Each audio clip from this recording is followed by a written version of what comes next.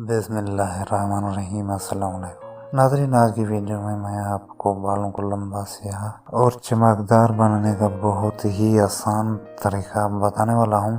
और इस टोटके का इस्तेमाल करके आप चंद दिनों में अपने बालों को लंबा भी बना सकते हैं, चमकदार भी बना सकते हैं और स्याह भी बना सकते हैं। बहुत ही आसान तरीकाकार है। सबसे पहला काम आपने यही करना है कि अपने बालों को धोना है। जिस वक्त आप अपने बालों को धो लें, उसके बाद आपने 1 गिलास नीम गर्म पानी में 3 लीमू काट कर उनका रस निचोड़ना है और चम्मच के साथ उसी पानी में उस रस को बिल्कुल मिक्स कर लें। और मिक्स करने के बाद आपने उसी पानी को दोबारा अपने बालों में लगा लेना है। जिस वक्त आप इस पानी को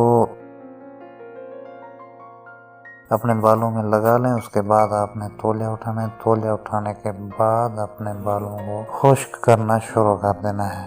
जिस वक्त खुश्क हो जाए, उसके बाद आपने कंघा करना है और अपने बालों को छोड़ देना है। 24 घंटों का वक्फा देना है। 24 घंटों के बाद दोबारा आपने यही काम करना है, यानी कि अपने बालों को धोना है। धोने के बाद 1 गिलास नीम गर्म पानी में 3 अदद लीमू काट कर उनका रस निचोड़ना है और उसी पानी में चम्मच के साथ उस रस को मिक्स करना है। मिक्स करने के बाद अपने बालों में आहिस्ता आहिस्ता से उसी पानी को लगाना है, जैसे हम सरसों का तेल लगाते हैं। इस वक्त थोड़ा थोड़ा करके आप उस पानी को अपने बालों में लगा लें। उसके बाद दोबारा से तौलिए की मदद से बालों को खुश्क करना है। खुश्क करने के बाद कंघा करना है।